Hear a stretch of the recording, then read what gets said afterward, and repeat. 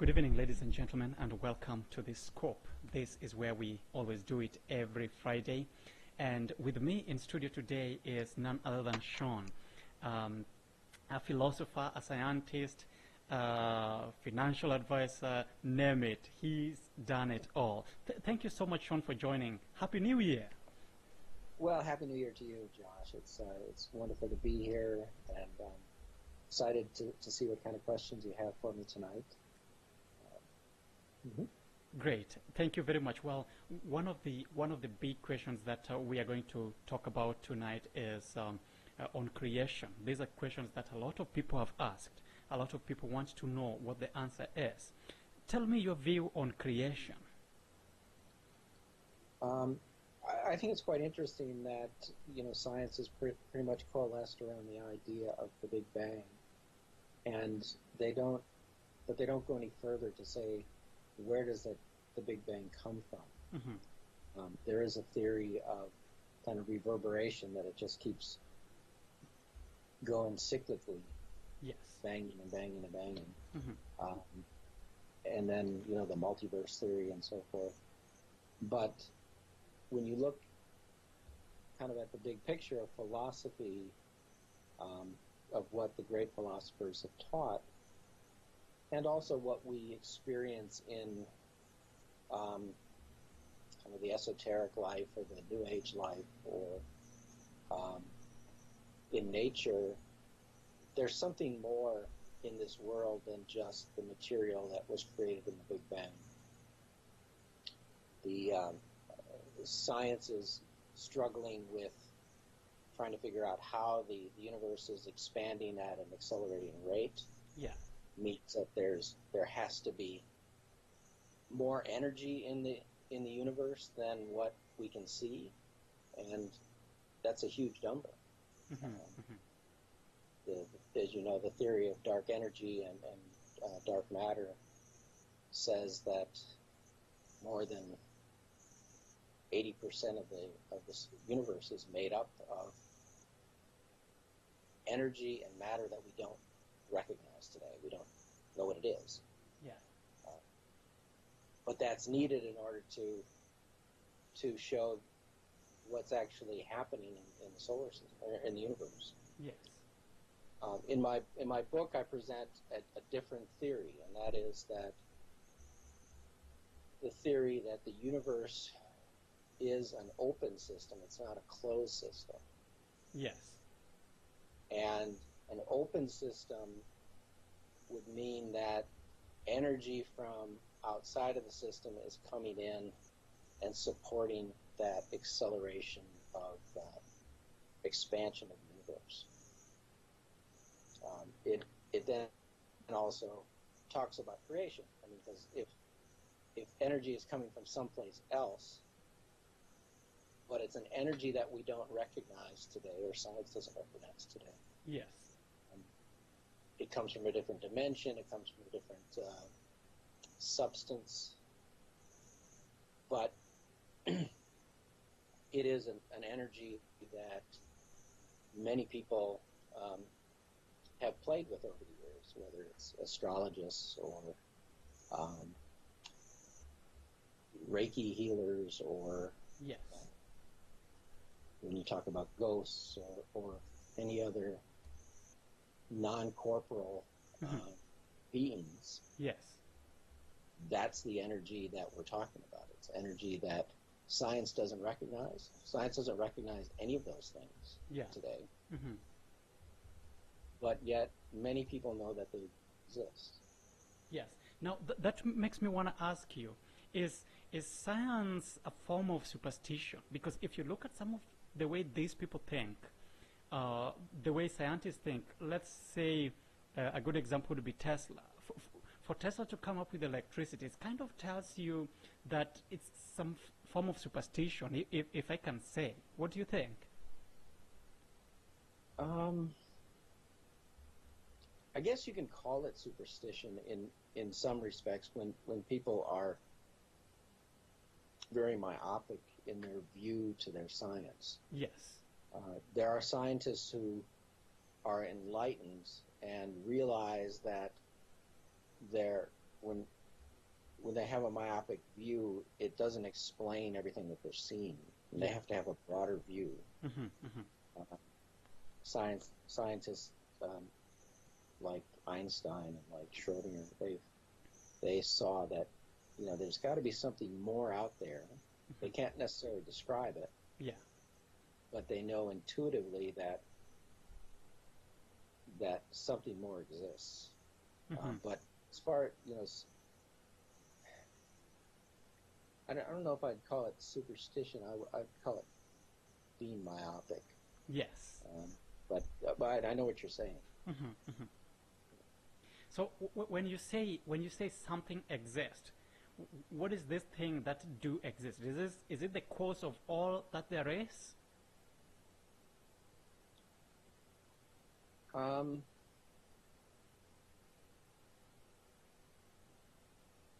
the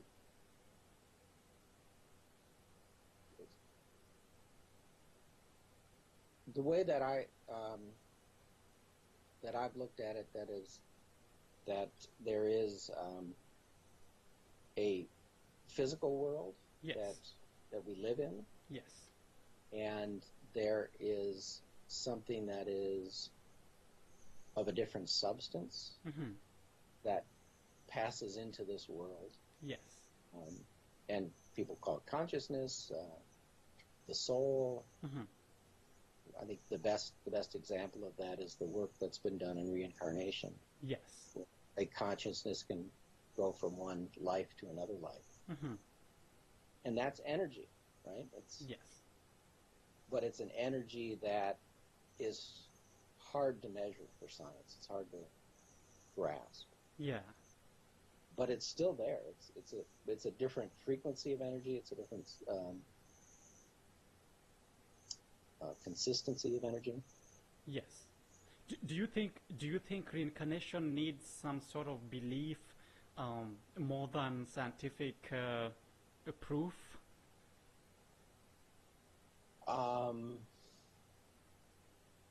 There's a couple of different beliefs. There's the Hindu belief, Yes. and then Buddhist belief that came off that. Mm-hmm. And there's just a scientific view, which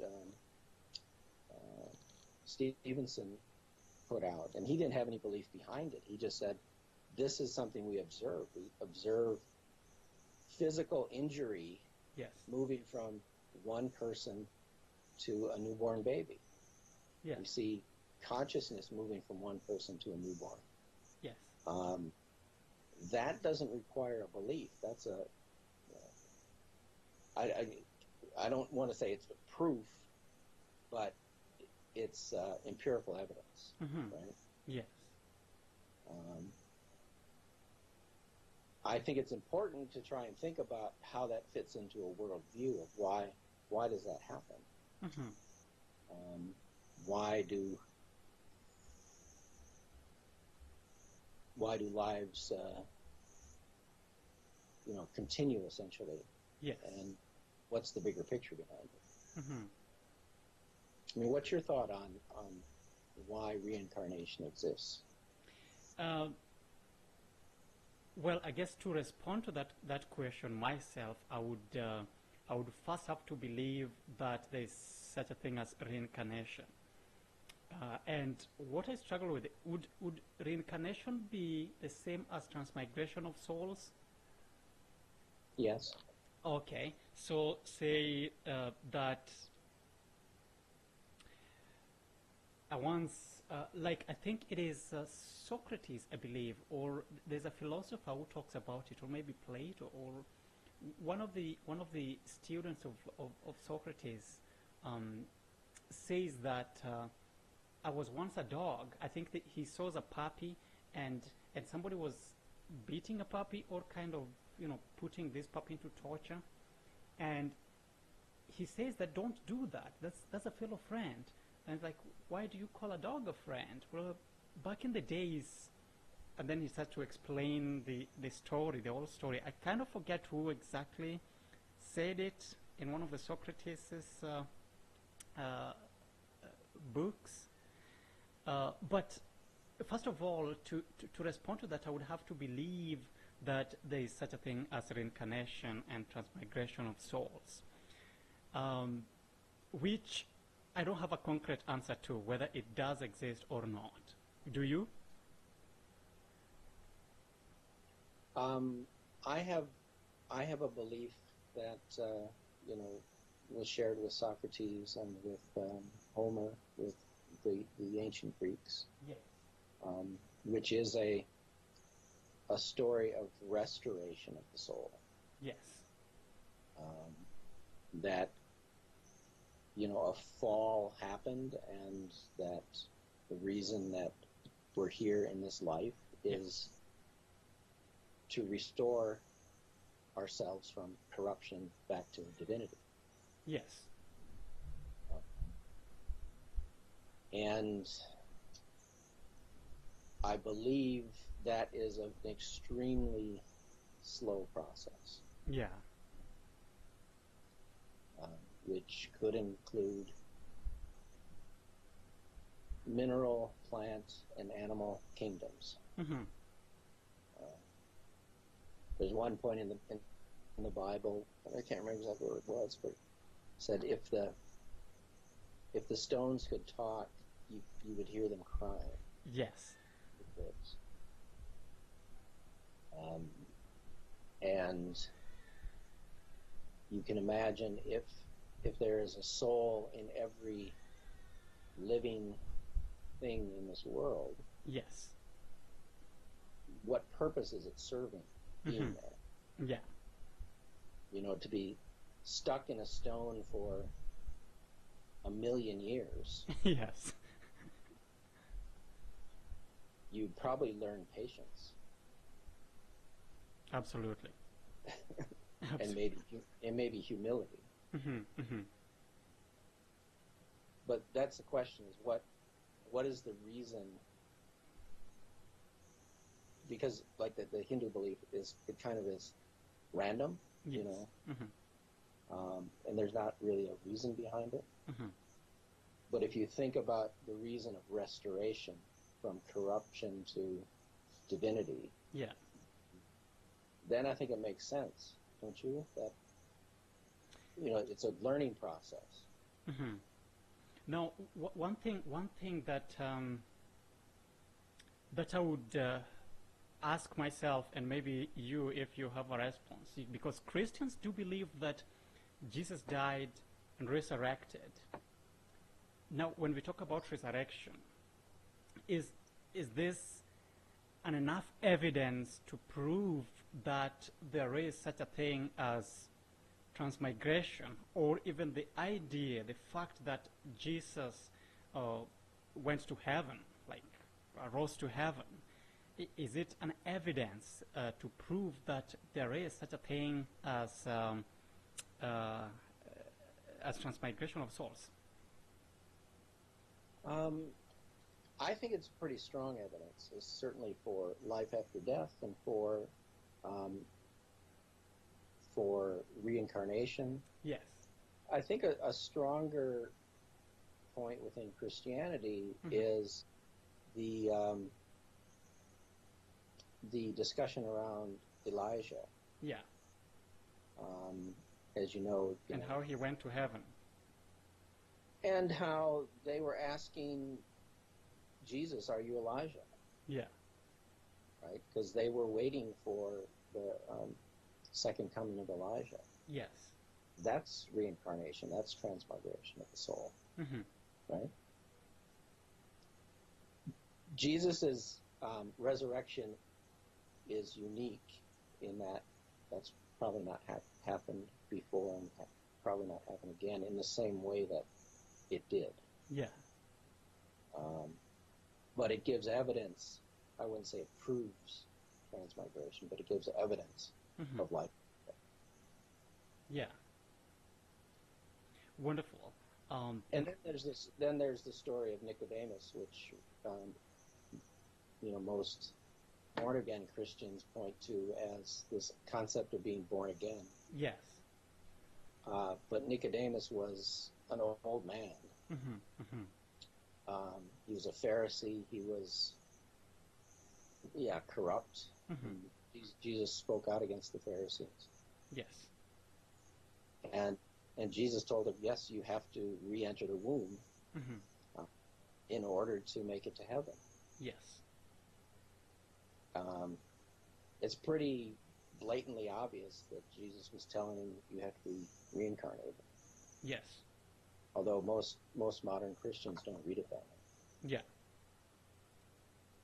Well, talking about Nicodemus, and that's actually a pretty interesting topic you're bringing, because when Jesus, to Christians, when Jesus talk about being born again, like getting into your mother's womb and being born again, which was, such a strong statement to make for somebody who is old, they believe that it is the idea of dying with Christ and rising with Christ, being born again as taking salvation, receiving salvation, and walking with it, embracing it, and accepting it, that you are no longer the sinner you were before, but that you are a new person. So it was like a metaphorical statement. It was like talking with a lot of symbolism in terms of someone who changes his way from the past to the present. Do you view it like that? I hear that argument a lot, Mm-hmm. And they use it in conjunction with a quote out of the Bible that says that heaven is happy when a sinner converts right before he dies. I forget Yes. what that quote is. Yes. And that's true. I mean, heaven is happy when that happens. Yeah. But I also look at what Jesus said about having to repay our debts. Yeah. And I think both of them can exist. It's yes, you can get the salvation of Jesus, but I don't like this concept of modern Christians saying that Jesus died for all of our sins, past, present, and future. Yeah. Because that's not what he said. He said you have to repay your debts. Mm-hmm. And that's what reincarnation is about, what our initial talk was. Yeah.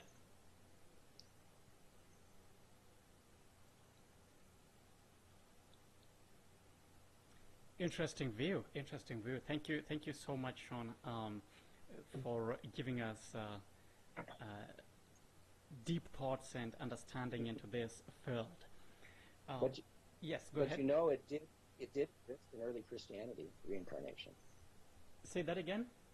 And transmigration of the soul existed in early Christianity until the 6th century. Yeah. So the early Christians believed believed in reincarnation, believed in the pre-existence of the soul. Mm-hmm. And it was the Emperor of Rome who eliminated that belief.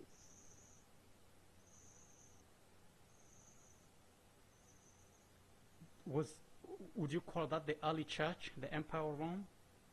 Because the church back in the days, church and politics was one thing. Well, this is the interesting thing that has always intrigued me. Yeah.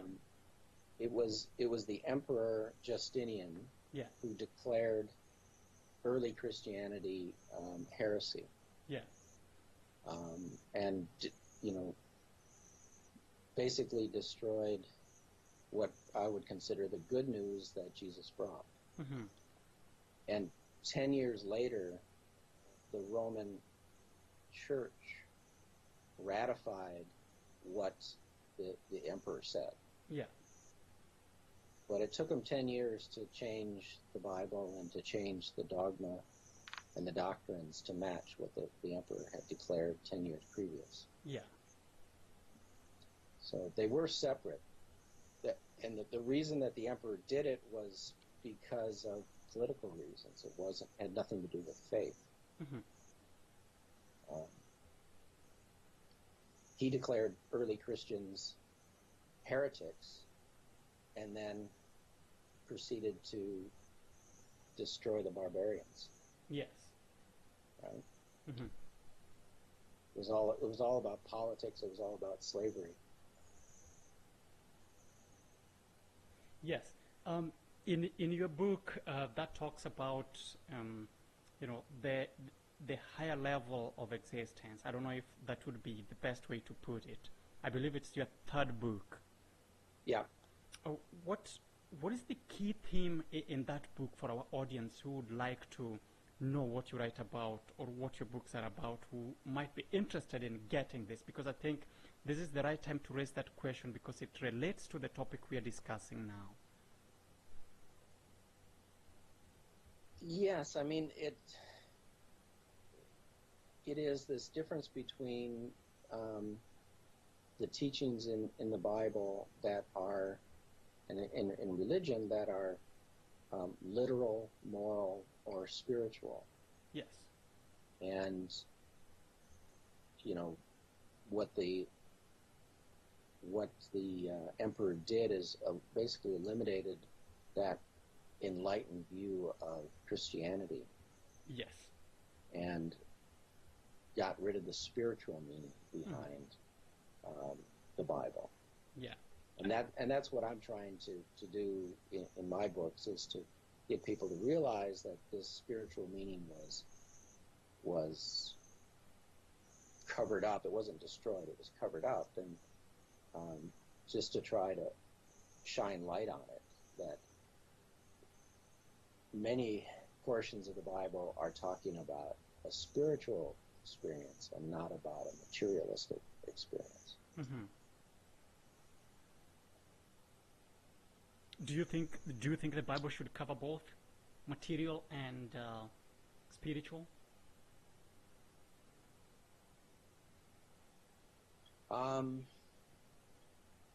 It talks about both. Yes. It just gets confusing when think of it completely materialistic. Mm-hmm. There,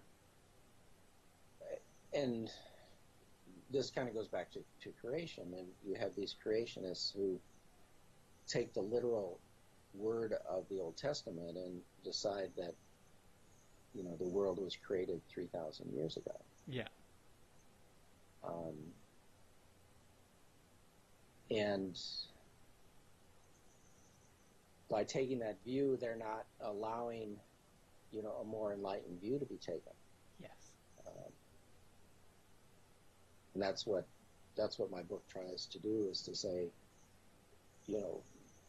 there was the flood and Noah, for example. Yes.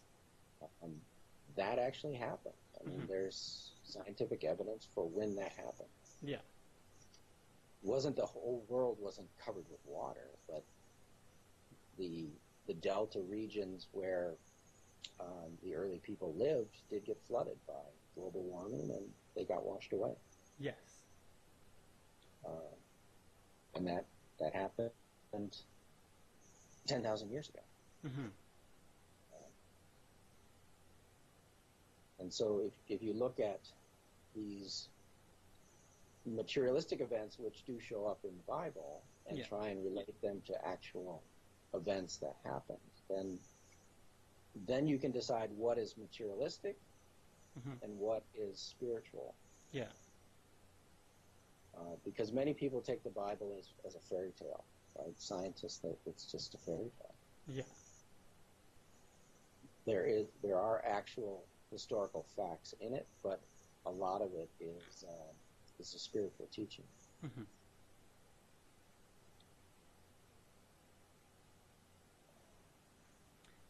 So that was one of the questions that got the most responses from what was posted on Quora. Yes, on Quora. And that was the question about Eve being created from one of Adam's ribs. Mm-hmm. Um, you know, did that physically happen, or is there a different spiritual message that is behind that part of the Bible? Yeah. And what was the answer you gave? What was the answer that you gave? Well, there's two things that I find very intriguing. One is Moses received the menorah when he was on the mount. Mm-hmm. God gave him the Ten Commandments, but he showed Moses how to make a candlestick. Yeah. That's what the Jews think it is today, as a candlestick. Mm-hmm. But maybe it's a lot more than just a candlestick. Yes. What I describe in the book is if you compare what the menorah looks like to Revelations, yes, you'll find the same symbolism in the menorah as you do in the throne of God. Yeah. There are 7 flames, the 7 spirits of God. There are 24 little knobs on the arms, mm-hmm. Mm-hmm. representing the 24 elders of heaven. Mm-hmm. There are 3 races, Mm-hmm. represented by the 3 arms. Yeah. And what we see from Revelations is that,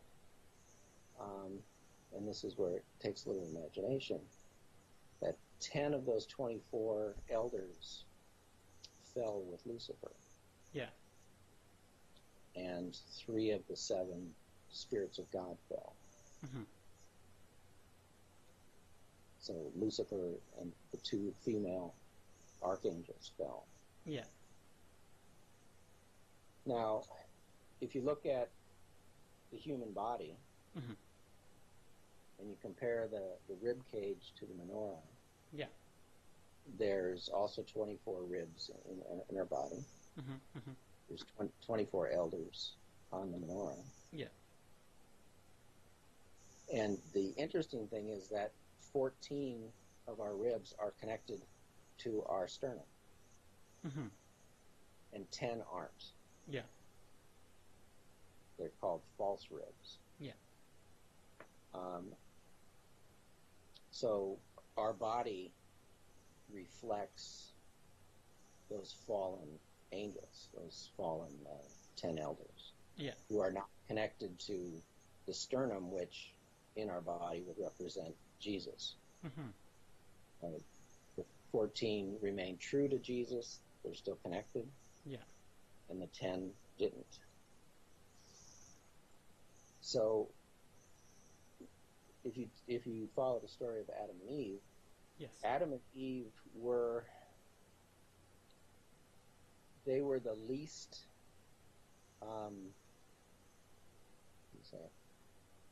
they were the least guilty mm-hmm. of the 10 elders that fell. Yeah.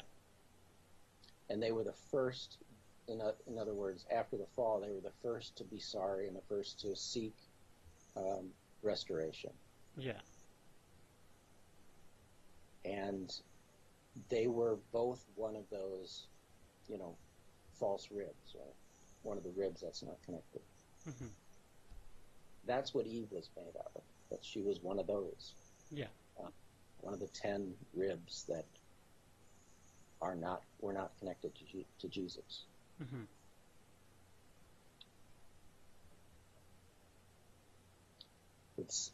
It's interesting to see that the other 8 yes. of those elders, mm-hmm. they show up in the Sumerian king's list as having ruled Earth for, 250,000 years. Yeah. Those 8 kings. Mm-hmm. Each of them having ruled for, 50, 60,000 years. Yeah. And those were the those fallen angels, Yeah. fallen elders Mm-hmm. who were ruling um, the fallen, essentially. Yes. So yeah, that's what I think is interesting is looking at how the gods who show up in our history and across cultures, how they show up relative to these fallen elders and the fallen archangels. Okay. Final question for you, Yep. before we wrap up the show. But do you think there is historical evidence of Jesus? Is there an evidence for a historical Jesus? Is there evidence? For a historical Jesus, was Jesus there? And if he was there, do we have an evidence? Do we have something that we can present as a case telling us that, well, Jesus was there because of, look at this?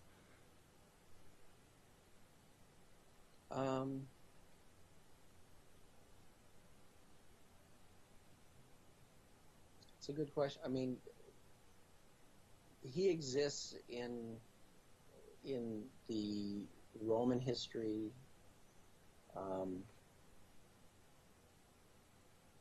He exists in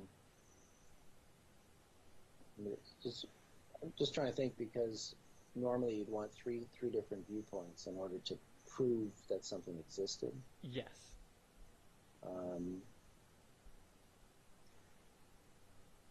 There's is this question coming from you personally, or No, it was one of the questions. It was one of the questions asked online. yeah, and I wrote an answer about proving his birth, Mm-hmm, mm-hmm. and then we have the Emperor Augustus having put his census Yeah. in 8 BC, Mm-hmm. and then Herod when he ruled, Yeah. and then of course Jesus interacted with Herod, so that's where you get the Roman connection. Mm-hmm. The problem is that when Constantine came along, he muddied the water by creating this Trinity dogma, Mm-hmm, mm-hmm. Bringing the idea of Jesus and God and the Holy Spirit being one being Yes. or one entity, Mm-hmm. and that kind of washed away some of the existence of Jesus. Yeah. We lost the history of Jesus' brothers and sisters because Mary had other children after Jesus. Yeah. That was washed away because